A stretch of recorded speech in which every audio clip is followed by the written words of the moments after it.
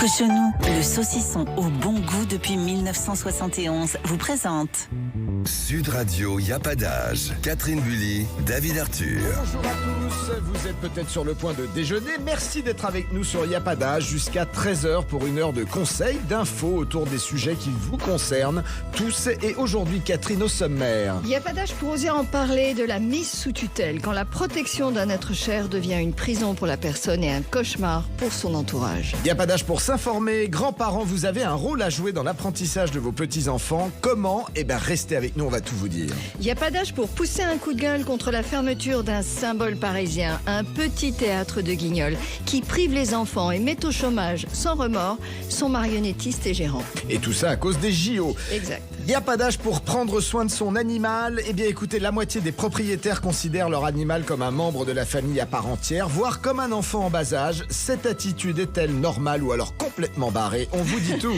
Il n'y a pas d'âge pour conserver une belle peau cet hiver. Découvrez les soins incontournables pour garantir éclat et souplesse à votre peau en dépit des températures basses. Le coup de cœur de la semaine pour une révolution high-tech, un exosquelette miniaturisé pour le grand public qui va vous permettre de marcher ou courir à la vitesse de 20 km/h sans vous fatiguer, et ce même si vous souffrez d'arthrose ou de problèmes musculaires. Il n'y a pas d'âge pour apprendre enfin à bien faire l'amour à sa femme. David, écoutez s'il vous plaît. Découvrez toutes les astuces et techniques pour être un bon amant et donner du plaisir à votre compagne après 65 ans. Et Bon, l'invité surprise est cette semaine Richard Dacoury qui revient d'une visite du camp d'extermination et de concentration d'Auschwitz-Birkenau en compagnie d'une délégation de champions sportifs. Il partagera avec nous ce moment important de sa vie. Sud Radio, y a pas d'âge. Il n'y a pas d'âge pour oser en parler. Tutelle, curatelle, deux mesures judiciaires qui sont censées protéger une personne et son patrimoine. En France, entre 800 000 et 1 million de personnes sont soit sous tutelle, soit sous curatelle. La tutelle est une protection juridique qui prive le protégé de la liberté de ses actes, de la gestion de ses biens, de ses comptes et de toutes ses démarches administratives. La curatelle, elle, est un peu plus douce quant à elle puisqu'elle limite moins les actes de la personne. Bonjour Stéphanie. Bonjour. Bonjour. Alors Stéphanie, nous allons parler de votre maman qui est sous tutelle depuis 10 ans, qui vit aujourd'hui dans un EHPAD, et nous allons voir les conséquences tragiques que cette tutelle a sur vos quotidiens, aussi bien sur elle que sur vous, sa famille. Pourquoi votre maman a-t-elle été placée sous tutelle, Stéphanie ? Alors, maman a été placée en EHPAD en 2012. Mon père est décédé de façon brutale en l'espace de 3 jours en 2013. C'est lui qui s'occupait de tout, administratif, financier. Maman et nous, on était sous le choc. Et maman très angoissée. Donc, elle nous a demandé à être placée sous notre tutelle, comme elle l'avait fait, elle, au décès de ses parents, pour ses frères et sœurs. D'accord. Le notaire nous avait également dit que comme elle ne pouvait pas se déplacer, qu'il fallait faire une demande de mise sous tutelle rapide afin d'acter la succession. Bon, il y a eu des différends dans la fratrie et le juge a nommé un mandataire dans un premier temps. Il n'était pas encore tuteur, qui a très vite fait preuve d'autorité, d'agressivité, aussi bien vis-à-vis de maman que de nous. Et en 2014, il a été nommé tuteur. Nous avons fait appel, qui a été rejeté en 2015. Donc il a été nommé pour 5 ans. En 2019, nous n'avons rien reçu par rapport à ça. En 2020, j'ai dû déposer plainte contre lui, toujours en cours la plainte. Nous avons demandé le changement de tuteur à ce jour, nous n'avons eu aucune réponse. Voilà. Et alors, justement Stéphanie, quelles sont aujourd'hui les conséquences que cette tutelle extérieure a sur le quotidien de votre maman et sur votre famille ? Alors, clairement, nous n'avons plus aucun droit, ni maman ni nous. Je vais vous donner 2 exemples. Donc, maman, dans son EHPAD, il y a souvent des manquements très graves que l'on signale au tuteur. Il se positionne en faveur de l'établissement systématiquement. Dans ce contexte, tout doit passer par le tuteur. L'établissement refuse de nous parler, donc ça veut dire qu'on ne nous informe pas quand maman est hospitalisée, quand son état se dégrade. Le tuteur, lui, nous envoie mail ou SMS où il écrit en majuscule RAS. Donc rien à signaler. Rien à signaler, circuler. Depuis peu, parce qu'on le relance, il nous transfère des mails de l'établissement, mais souvent décalés par rapport à la santé de ma mère. Et le plus grave, c'est que ça, c'est une conséquence de la tutelle, c'est que ma mère a révélé en 2022 qu'elle subissait des attouchements. Nous l'avons signalé au tuteur et à l'établissement. Rien n'a été fait, donc j'ai fait un signalement au procureur. Une enquête est toujours en cours. Le tuteur, au bout de 2 mois et demi, a déposé plainte. Et l'établissement, suite à cette plainte, a décidé que soit notre mère partait, soit ils arrêtaient les soins. Et donc j'ai demandé une audience au juge. Et en fait, suite à cette audience, le juge a fait une ordonnance valable jusqu'au 22 janvier, là, pour 10 mois, décidant que la famille aurait droit à 1 heure hebdomadaire par semaine, et le choix de l'horaire, c'est 15h30 à 16h30. Alors je sais pas si je suis claire, parce que j'essaye de... Oui, non, mais c'est très clair. On va justement, puisque Maître Pérez, bonjour. Bonjour. Vous êtes avec nous, donc on a bien compris que lorsqu'il y a un désaccord dans une famille, si la tutelle devait être prise par l'un des membres de la famille, s'il y a un désaccord, c'est un tuteur extérieur qui est nommé. Mais comment se fait-il, comment est-il possible qu'une démarche qui est censée être une protection se transforme en une véritable prison pour cette maman et pour sa famille ?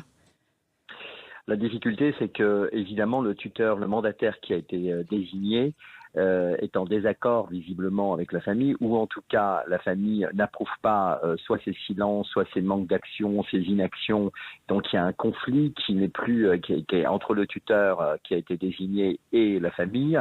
Et si vous voulez, le juge des tutelles, lui, il est là pour protéger la personne mise sous tutelle, et il n'est pas vraiment là pour arbitrer les conflits qui sont très souvent qui interviennent entre une famille qui déjà a des difficultés ensemble pour s'entendre, puisque par définition, ils n'ont pas pu se mettre d'accord pour que l'un d'entre eux, que ce soit Stéphanie ou frère ou sœur, si elle en avait, puisse être le tuteur. Donc dans la famille, il semblerait qu'il y ait quelques dissensions, en tout cas pour se mettre d'accord sur la désignation d'un tuteur. Du coup, c'est une personne extérieure. Et donc le juge, c'est vrai, est toujours un peu dépassé dans ces conflits entre personnes. Lui, il est là vraiment pour prendre des décisions de protection de la personne mise sous tutelle. Moi, ce que je voulais demander juste à Stéphanie, sa maman aujourd'hui, elle est en état de pouvoir s'exprimer, elle est en état de pouvoir dire ce qui se passe. Oui, tout à fait, oui.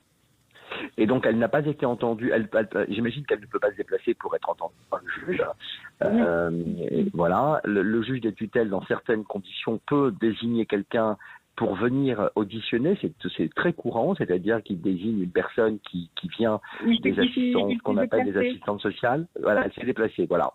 Et là, suite à son déplacement, il a décidé d'écouter donc l'établissement et le tuteur, c'est-à-dire que si les familles si on n'entend qu'un discours et qu'on ne retient qu'un discours, forcément la famille et l'intérêt du résident, c'est compromis. Bien sûr, mais est-ce qu'elle a été entendue, elle ? Est-ce qu'on a fait mention de ce qu'elle a dit ? Elle a été entendue, elle a dit qu'elle ne voulait absolument pas partir de cet établissement. Oui, elle n'est pas en état. 5 jours après l'audience, elle a été hospitalisée en urgence. Alors, il y a une chose importante, vous pouvez pas le dire, maître, mais moi je peux me permettre de le dire, il y a une vraie mafia des tutelles en France. On a vu beaucoup d'ouvrages sur ce sujet. Est-ce que réellement Stéphanie et sa famille a une possibilité, est-ce qu'ils peuvent saisir une instance juridique pour essayer de changer de tuteur Alors, normalement, si j'ai bien entendu Stéphanie, elle a demandé ce changement de tuteur. Oui. Visiblement, le juge des tutelles n'a pas répondu, parce que normalement, il doit donner sa décision, et ensuite, 15 jours après, sans qu'on ait besoin d'avocat, et si la décision n'est pas de changement de tuteur, eh bien, on peut faire appel de cette décision, et là, ça échappe, j'ai envie de dire, au juge des tutelles, et ça passe devant la cour d'appel. Et là, la cour d'appel, c'est 3 magistrats qui théoriquement peuvent juger tout à fait différemment de ce qu'a joué le juge des tutelles. Le juge des tutelles, les tuteurs qu'il nomme, il les connaît bien. Alors quand vous parlez de mafia, je ne sais pas, mais en tout cas, ce qui est certain, c'est qu'il les connaît bien. Il y a une espèce de confiance qui parfois nuit à la protection du majeur qui est en cause.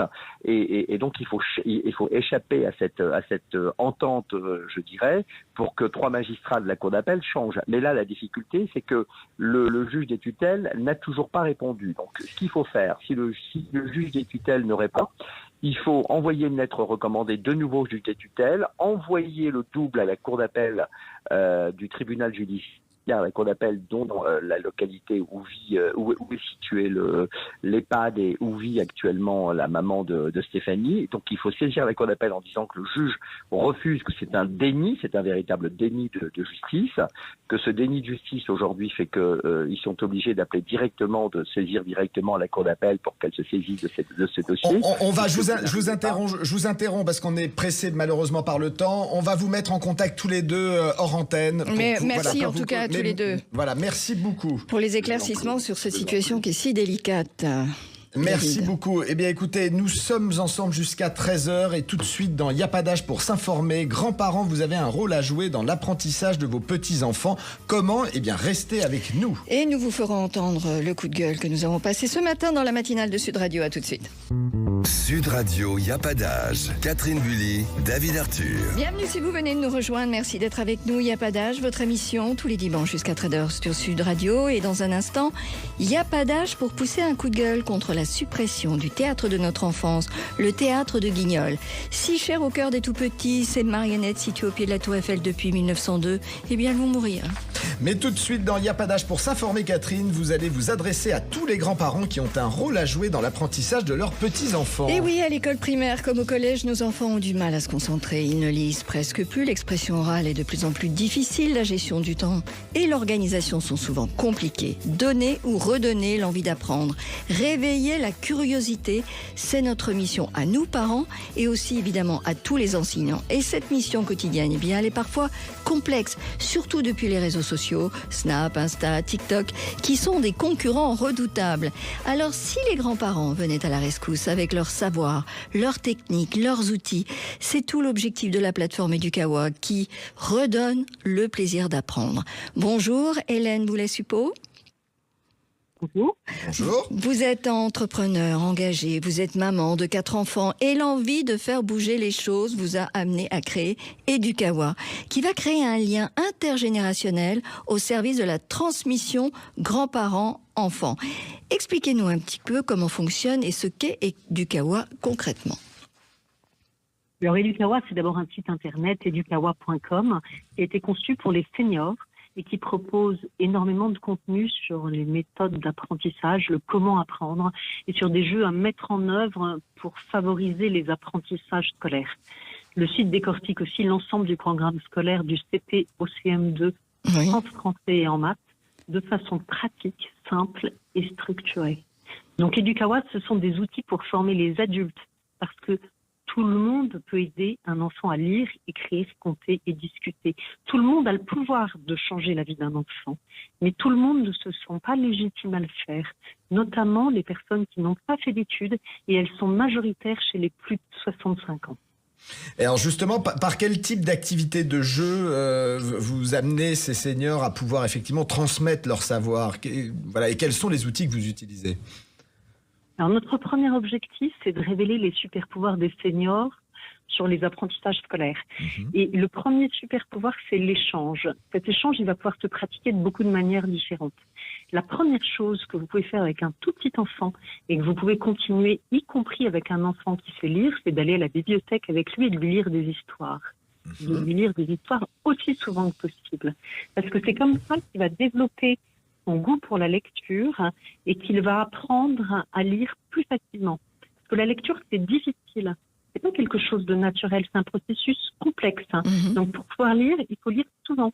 Et quand on fait travailler son cerveau en lisant, on le fait travailler pour plein d'autres choses. Et la deuxième chose que vous pouvez faire dès que l'enfant est un tout petit peu plus grand, c'est de jouer avec lui, par exemple aux cartes. Parce que quand on joue aux cartes, on apprend des tas de choses. on apprend les règles, on apprend à les mémoriser, les accepter, les respecter. Et ça, c'est une compétence super importante dans la scolarité. On apprend à perdre. Oui, important d'apprendre à perdre. Et apprendre à perdre, c'est important pour gérer ses émotions. Bien sûr. On apprend à se concentrer sur le jeu. On apprend à progresser pour pouvoir gagner, parce qu'on a envie de gagner. Donc en fait, sur le site Educawa, on propose toutes sortes de jeux à fabriquer à la maison avec du papier, des crayons, de la colle, des ciseaux, sans rien acheter d'autre. Parce que quand on fabrique un jeu soi-même, en plus de tout ce dont on a parlé, on développe des compétences d'organisation, de motricité fine, et puis si c'est un jeu de mémorisation, comme par exemple une cocotte en papier pour mémoriser une table de multiplication, eh bien on commence la mémorisation en fabriquant. Et on ancre les réponses à chaque fois qu'on s'amuse à poser les questions à tout l'entourage. Parce qu'en fait, un enfant, à chaque fois qu'il vous pose une question, il mémorise votre réponse. Et l'échange, c'est vraiment un moyen extraordinaire d'apprentissage. Et les neuroscientifiques l'ont prouvé, on apprend bien mieux quand un adulte s'intéresse à ce qu'on fait que tout seul devant un écran. C'est très intéressant. Quel est le profil, Hélène, des personnes qui se connectent sur educawa.com ? Alors, on a essentiellement des personnes qui cherchent à être utiles et qui ne savent pas toujours comment s'y prendre, surtout quand elles ne se sentent pas légitimes face aux apprentissages scolaires. L'exemple typique, c'est une personne qui n'a pas fait beaucoup d'études ou pas du tout et qui est convaincue d'être mieux, ce qui est probablement faux. Mais ce qui compte, c'est qu'elles ne transmettent pas cette conviction à ses petits enfants. On a aussi des parents qui cherchent par tous les moyens à aider leurs enfants à réussir à l'école, et aussi des enseignants qui sont curieux parce qu'ils souhaitent impliquer les familles, et ils se demandent comment faire pour les engager. On a des enseignants à la retraite aussi qui veulent continuer à transmettre, parce que c'est important pour eux la transmission. Mais alors, fort de votre expérience et puis des résultats, est-ce que vous avez aujourd'hui, avec le background que vous avez, le sentiment de changer la relation grands-parents-enfants grâce à Educawa ? Alors, on changera jamais l'amour que les grands-parents portent à leurs petits-enfants. En revanche, ce que nous changeons, c'est le regard que les grands-parents portent sur eux-mêmes et sur leur pouvoir de transmission. Et ils comprennent mieux tout ce qu'ils peuvent partager, y compris faire la cuisine, par exemple, ou du jardinage, et ils modifient les activités qu'ils pratiquent avec les enfants. La consommation d'écran baisse, et ça, c'est bon pour tout le monde, bien sûr, y compris pour les grands-parents. Quel serait le conseil que vous pourriez donner à tous les grands-parents qui vous écoutent en ce moment ? Discuter avec les enfants, stopper les écrans, lisez des histoires, jouez avec eux. Et abonnez-vous à notre newsletter gratuite qu'elle propose toutes les semaines, un geste simple à mettre en place à la maison et un jeu à fabriquer pour favoriser l'apprentissage. Plein de bon sens. On va se quitter sur ces jolis conseils. Merci beaucoup Hélène Boulet-Suppot. Hélène, rappelez-nous l'adresse internet du site.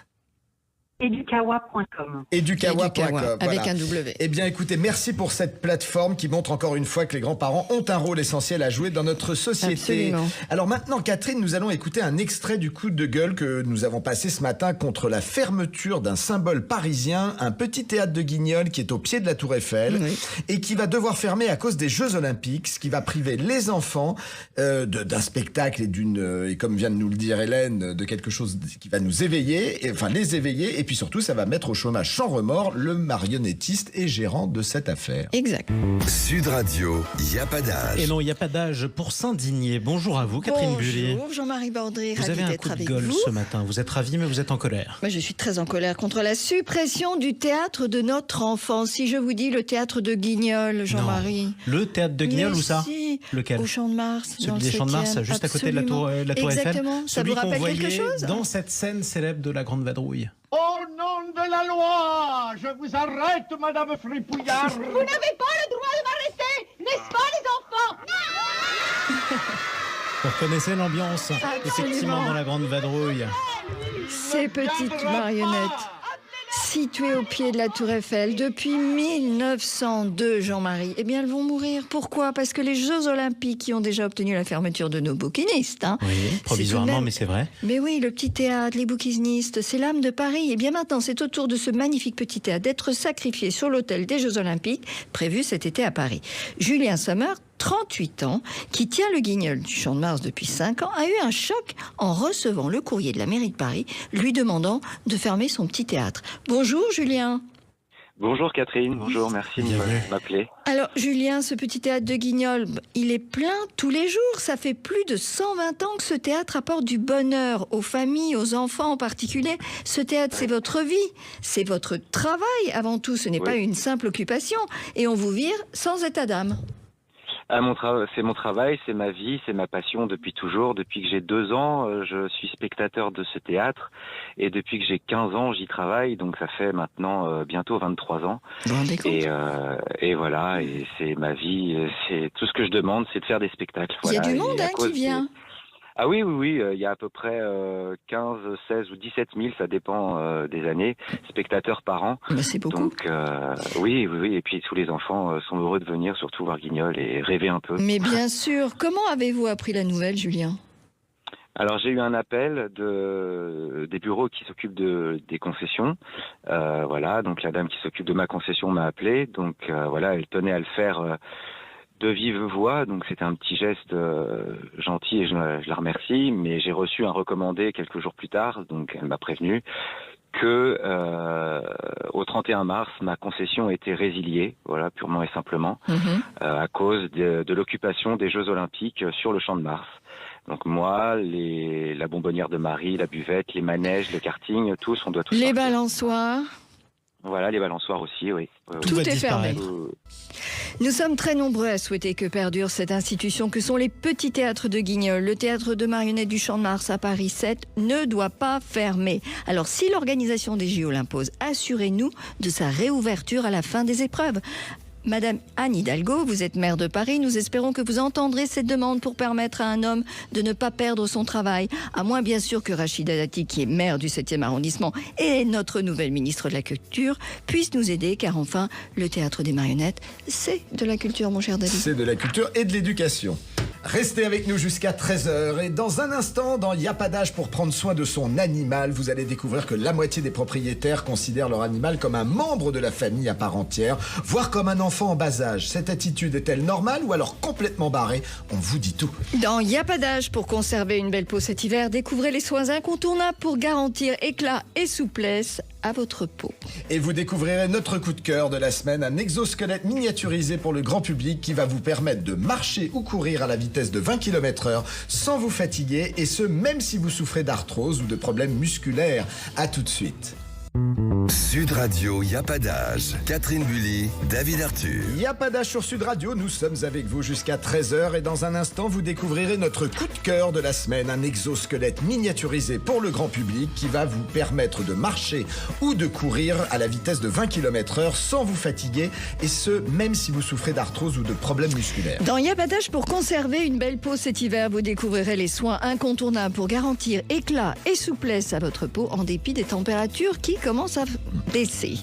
Mais tout de suite, David, dans Y a pas d'âge pour prendre soin de son animal, vous allez nous parler des relations humaines. Et effectivement, Catherine, la moitié des propriétaires considèrent leur animal comme un membre de leur famille à part entière, voire comme un enfant en bas âge. Ils leur parlent comme à un nouveau-né, les embrassent, leur donnent des surnoms affectueux, mon bébé, mon amour, ma fille.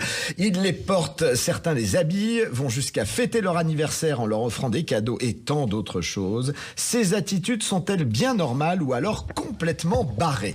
C'est ce que nous allons essayer de savoir en compagnie de Laetitia Barlerin, vétérinaire à Paris, qui est notre spécialiste du comportement animal. Bonjour Laetitia. Bonjour Catherine, bonjour. Bonjour. Alors Laetitia, la relation homme-animal de compagnie est-elle similaire à la relation parent-bébé ? Eh bien, écoutez, elle s'en rapproche. Et c'est vrai que, vous savez, aujourd'hui, on ne dit plus qu'on est propriétaire ou maître, surtout, d'un chien ou d'un chat. On a le phénomène pet parents, c'est-à-dire les parents d'un animal de compagnie en anglais. C'est-à-dire que les pet parents, ce sont des personnes qui considèrent leur animal, comme vous l'avez dit, comme un membre à part entière de la famille. Et ça, c'est vraiment nouveau ces dernières années. Et puis, on a un investissement en temps, en affection, en argent, etc. dans cet animal.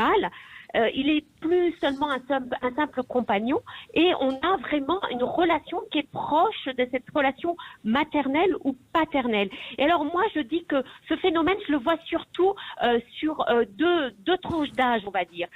Souvent c'est les célibataires et puis les jeunes couples qui n'ont pas encore d'enfants et qui commencent, si vous voulez, par adopter un animal et puis c'est un petit peu comme si ils répétaient leur travail de parents. Ils ont aussi ce besoin peut-être de protéger, d'élever, et puis aussi ce besoin aussi de voir si on peut à deux élever un petit être. Et puis moi je dis souvent que l'animal c'est le premier et le dernier enfant du couple. C'est-à-dire que quand vous avez des couples qui ont eu des enfants, les enfants sont partis, sont grands, ils se retrouvent tous les deux et ils adoptent un animal et c'est un peu le nouvel enfant de la maison. Mais alors, vous voyez, c'est vraiment le phénomène de pet parents. Oui, mais alors pet parent justement, c'est un comportement qui est dû à quoi? À la personnalité ou à une hormone de l'attachement? Vous savez, je pense que tous ceux qui ont eu un animal de compagnie dans leur vie savent que dès qu'on touche, qu'on regarde, qu'on s'émeut de voir un animal qui nous fait la fête, par exemple, ou qui se caresse à nous, on a ce sentiment qui est proche de sentiment maternel ou paternel. Et les études, les travaux le prouvent. Quand, par exemple, vous regardez un chien dans les yeux ou que vous le caressez, vous avez un pic d'ocytocine. C'est vraiment l'hormone. Alors, c'est l'hormone du bonheur, comme on dit, mais c'est surtout l'hormone de l'attachement. C'est cette hormone qui permet à la mère et au père de s'attacher à son enfant. Donc, on a vraiment ce parallèle entre l'attachement maternel et l'attachement paternel et cet attachement qu'on peut avoir avec un animal. Et alors, considérer son animal de compagnie comme un enfant, est-ce que c'est une erreur ou pas ? Pour moi, alors ça peut. Faut pas aller dans ce qu'on appelle l'anthropomorphisme, c'est-à-dire prendre l'animal comme un humain et lui attribuer des sentiments humains et des besoins humains. L'animal doit quand même être respecté dans ses besoins. Un chien n'est pas un chat. Un chien a des besoins qui varient selon la race, selon l'individu, et il faut répondre à ses besoins, tout comme un chat aussi a des besoins auxquels il faut répondre. Mais quelque part, le considérer comme un enfant, nous vétérinaires, ça se traduit par le fait que la médicalisation des chiens et des chats augmente. On n'hésite pas, dès qu'il est malade, à venir consulter. On n'hésite pas à le vacciner. On n'hésite pas à l'identifier.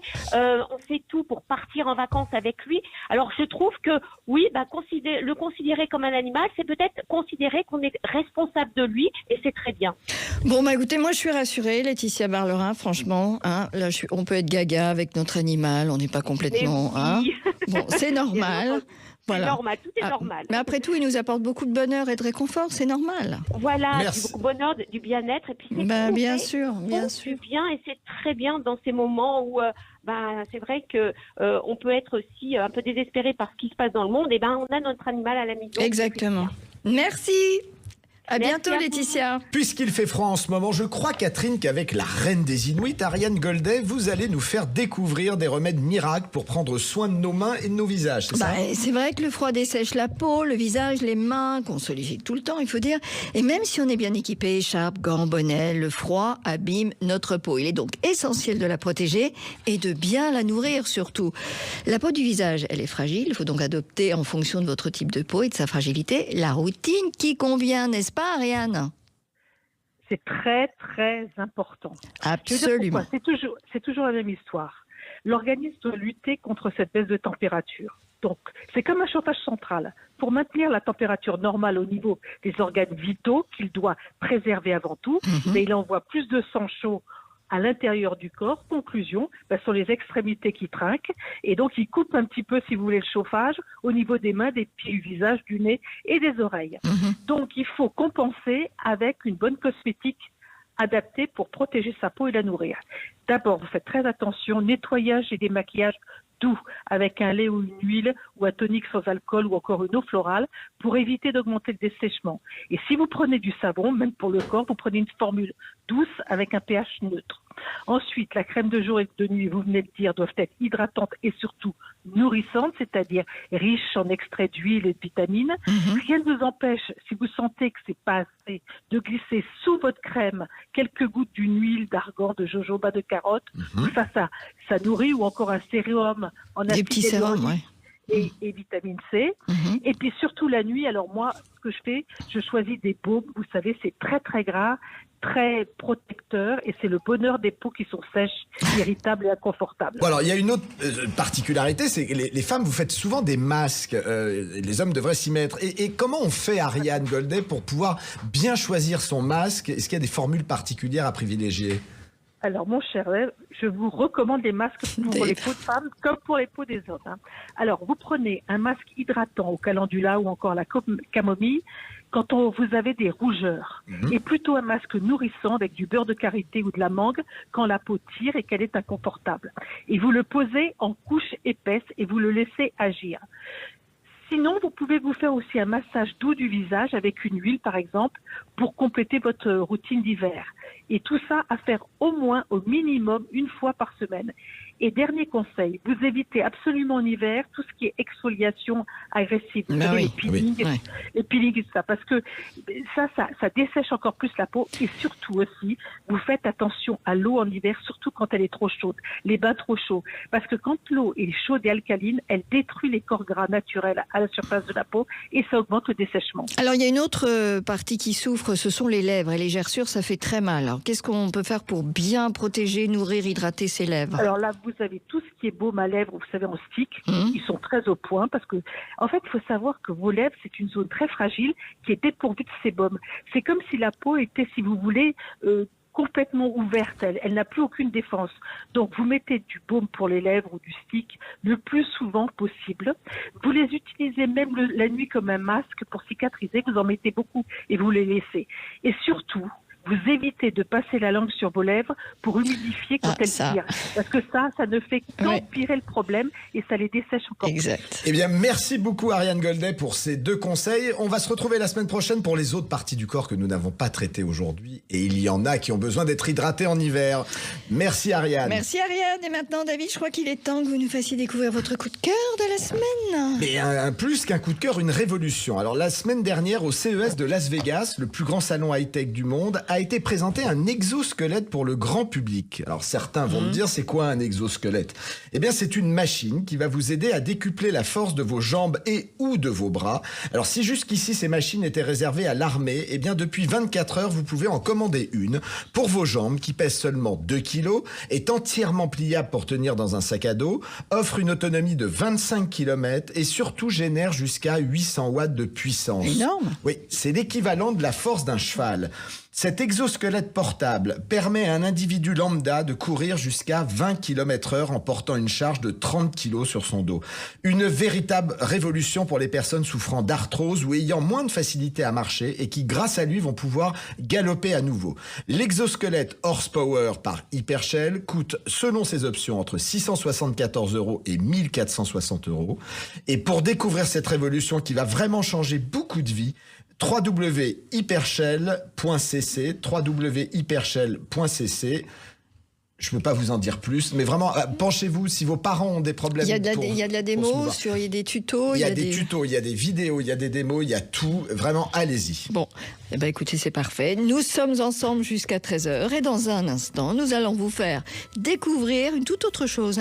Les astuces pour apprendre enfin à bien faire l'amour à sa femme. J'attends de tout savoir là. Mais oui, et Richard Dacoury qui revient d'une visite du camp d'extermination et de concentration d'Auschwitz-Birkenau en compagnie d'une délégation de champions sportifs français. Eh bien, il sera avec nous et il partagera avec nous ce moment important de sa vie. Sud Radio, y a pas d'âge. Catherine Bully, David Arthur. Bienvenue si vous venez de nous rejoindre. Merci d'être avec nous dans Y a pas d'âge, comme chaque dimanche jusqu'à 13h sur Sud Radio. Alors avant de retrouver notre invité de la semaine, Richard Dacoury, qui revient d'une visite du camp d'extermination et de concentration d'Auschwitz-Birkenau en compagnie d'une délégation de champions sportifs français, moment très émouvant d'ailleurs. Je crois, David, que vous allez nous faire découvrir quelque chose de plus léger. Toutes les astuces pour apprendre enfin à bien faire l'amour à sa femme. Mais en effet, Catherine. Quel programme. Mais oui, alors si la sexualité n'a pas d'âge, elle devient pourtant tabou en vieillissant. Certains hommes allant même jusqu'à s'arrêter de peur de décevoir leur compagne, car ils ne bandent plus comme avant. Ils ne bandent plus comme les étalons survitaminés que la société met en avant dans les films porno ou les publicités. Eh bien, faire l'amour, éprouver du plaisir et en donner à sa femme ne se résume pas à bander dur et à avoir un acte sexuel de 60 minutes. Pas mal, pas mal. Pas mal. Majoritairement clitoridiennes, les femmes attendent autre chose d'un bon amant et c'est ce que le docteur Céline Candilier, sexologue à Charbonnières-les-Bains, va vous faire découvrir. Bonjour docteur Bonjour Candilier. Céline. Bonjour à vous. Bonjour. Alors, est-ce que vous avez beaucoup de femmes ou de patientes qui se plaignent que leur mari, leur compagnon ou leurs amants, en avançant en âge, ne savent plus leur faire l'amour? C'est pas possible. Eh bien oui, parce qu'elle elle est terrible cette injonction pour l'homme d'être viril. Oui. Et souvent, ce sont les femmes en fait qui amènent leur compagnon en consultation pour son problème d'érection, qui soit il minimise, soit il le déstabilise beaucoup, alors que la femme attend autre chose. La qualité de l'intimité, elle se mesure pas seulement à la performance physique. Ben oui. Hein, et il faudrait leur faire lire le slow sex, enseigner ce que c'est faire l'amour et comment cela peut se faire autrement que comme dans la pornographie. Il est important pour les hommes de reconnaître que la sexualité évolue avec le temps. Mais, je dirais, heureusement, il y a quand même des couples seniors qui arrivent à adapter leurs pratiques et à maintenir une sexualité satisfaisante. Ah bah oui, parce qu'à partir de 65 ans, quand même, les hommes s'attendent à être exactement, avoir en référence encore des scènes de porno. Ils sont pas, bon... Ils ne sont pas dans autre chose? Eh ben non, c'est le seul référentiel, vous savez, hein, malheureusement, c'est vraiment, il n'existe que ça comme pour l'éducation. Bon, hein. Quelles sont les fausses idées alors que les hommes ont ou se mettent à avoir en avançant en âge sur la sexualité féminine?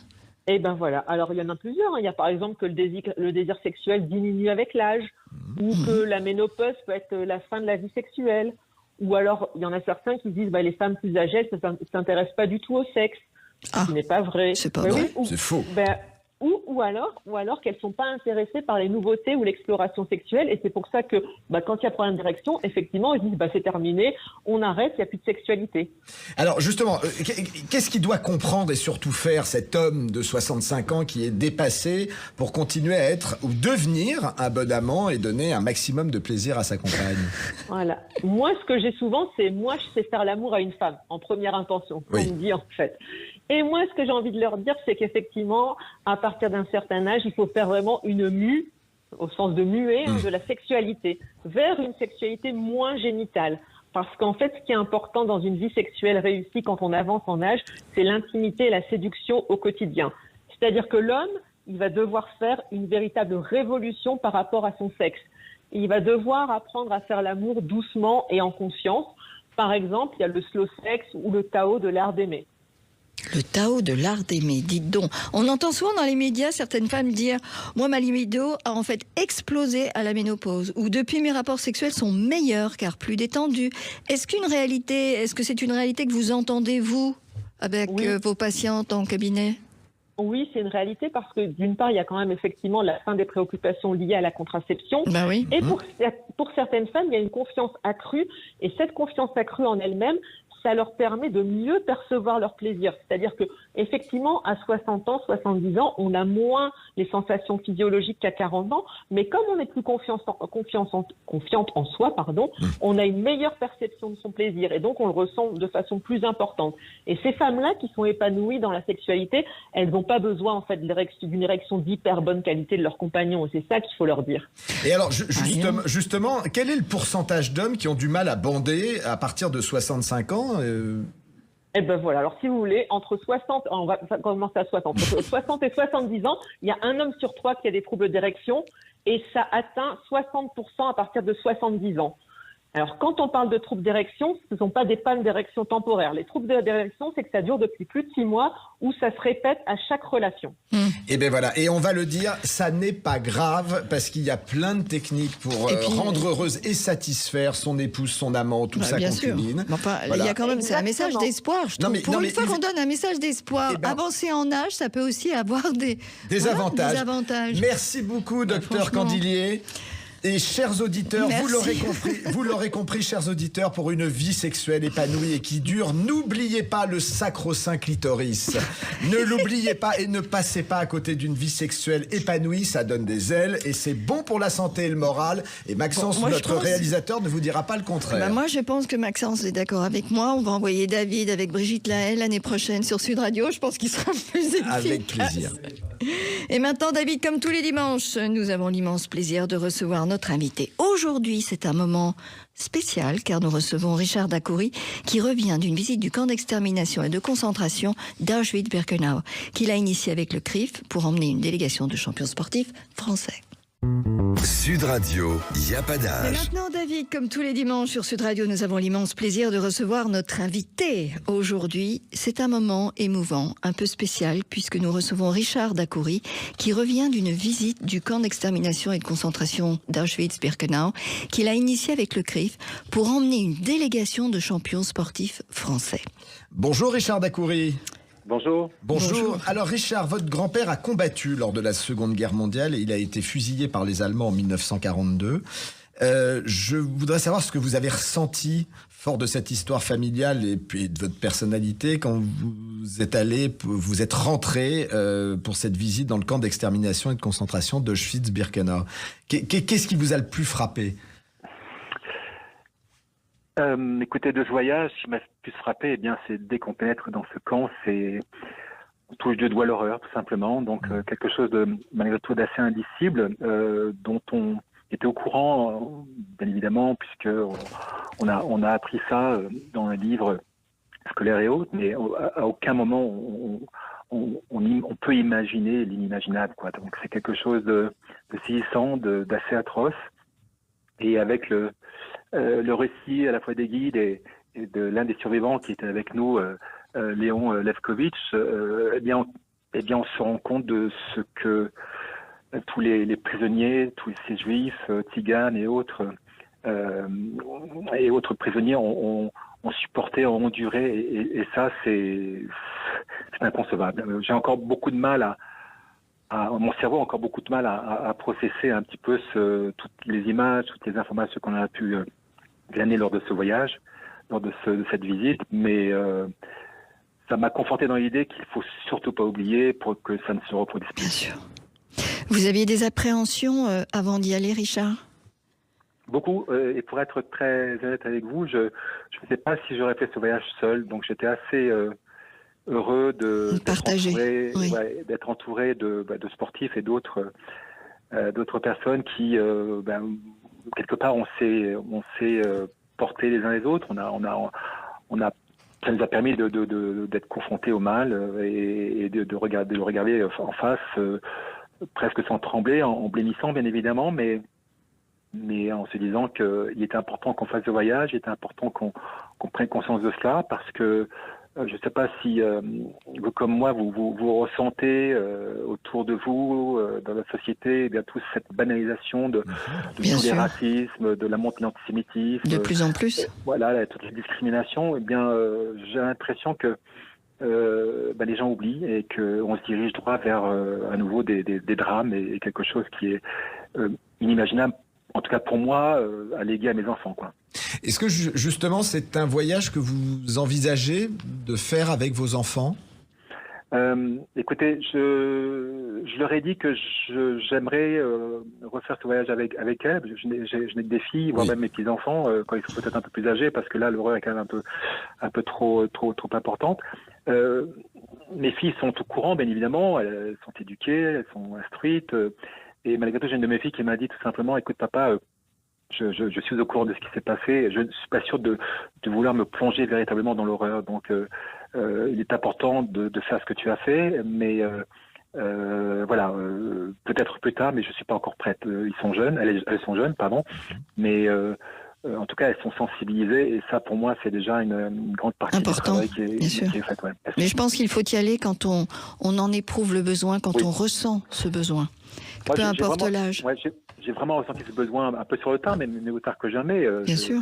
Mais c'est quelque chose vraiment que j'avais en moi et que j'avais besoin absolument de comprendre. Et ce voyage, pour moi, a été, si ce n'est un révélateur, en tout cas, quelque chose qui vient renforcer ma conviction qu'il est important que l'on se batte pour une société plus juste, une société plus humaine, et ça passe par l'éducation, ça passe par la pédagogie, ça passe par toutes ces actions, c'est plein de petites actions comme ça qui, mis bout à bout, peut-être faire réfléchir, vont déclencher un dialogue. Mais l'émotion que vous avez ressentie en allant là-bas, je pense que cette émotion, on ne peut la ressentir qu'en étant sur place. Oui. C'est pour ça que c'est un voyage qui, à mon avis, on doit le faire une fois, ne serait-ce que pour ressentir, parce que c'est là qu'on se rend vraiment compte de l'importance. Absolument. Alors, vous êtes un homme d'engagement, vous avez fondé le Sport a du cœur, une association caritative dont l'objectif est de rassembler les champions sportifs français autour d'actions destinées à combattre la précarité, l'isolement par le sport et pour le sport. Pour aider l'association à récolter des fonds, vous avez édité le livre 100 champions et championnes, anecdotes et confidences. Que nous fait découvrir ce livre, Richard ? Écoutez, ce livre, il nous fait découvrir des anecdotes, des histoires que les champions n'ont jamais forcément racontées. Ils nous ont fait l'honneur et la joie de nous offrir des objets, des maillots, des masques d'épée, des épées d'ailleurs, et plein d'autres objets qui représentaient, qui symbolisaient pour eux soit un événement particulier ou autre, et ils l'ont offert à l'association. Et dans ce bouquin, eh bien, ils sont pris en photo par les studios Harcourt. Vous verrez, ce sont des super photos que vous connaissez les studios et le toucher Harcourt. Et à côté de ces photos, eh bien, ils posent soit avec un maillot qui représentait une victoire, une défaite, une joie, une désillusion, peu importe. Et au-dessus de ces photos, il y a un QR code et vous pouvez scanner ce QR code et vous allez entendre la voix du champion qui explique la situation, ce à quoi a correspondu ce maillot et pourquoi il fait ce don à l'association. C'est super. C'est vraiment génial. Il y a beaucoup d'interactions et comme ça on découvre quelques anecdotes qui sont assez étonnantes, assez émouvantes pour certains, certaines. Et tout ça au profit justement des personnes en situation de précarité, qui soient dans la société civile ou alors parmi les sportifs, parce qu'on veut aussi tendre la main aux sportifs, ceux qui à cause d'un accident de la vie se retrouvent sans sponsor, dans l'ombre et qui doivent reprendre une carrière alors que leurs partenaires équipementiers autres les ont lâchés, etc., etc. Donc on leur tend la main, on leur permet de reprendre un petit peu d'air et de repartir vers leurs rêves. Eh ben, belle initiative. Très belle initiative. Merci beaucoup Richard pour ces confidences. Portez-vous bien et je tiens à rappeler que pour aider l'association caritative Le Sport a du cœur, vous allez vous régaler vraiment en achetant le livre 100 champions et championnes, anecdotes et confidences aux éditions Solar. Et si vous voulez vous procurer le livre, vous allez sur www.lesportaducoeur.org, www.lesportaducoeur.org. Merci Richard. Merci Richard. Merci. À bientôt. Merci à vous tous de nous avoir suivis avec David. Nous vous souhaitons de passer un bon dimanche, une bonne semaine à l'écoute de Sud Radio. Et on se retrouve dimanche prochain. À 7h49 dans la matinale de Jean-Marie Bordry, l'excellent Jean-Marie Bordry, pour notre chronique Il n'y a pas d'âge, pour pousser un coup de gueule, et entre midi et 13h avec plein de rendez-vous dans votre émission préférée. Bon dimanche à tous. Salut à tous. Sud Radio, il n'y a pas d'âge. Avec Cochonou, le saucisson au bon goût depuis 1971. Cochonou, un petit bout de chez nous.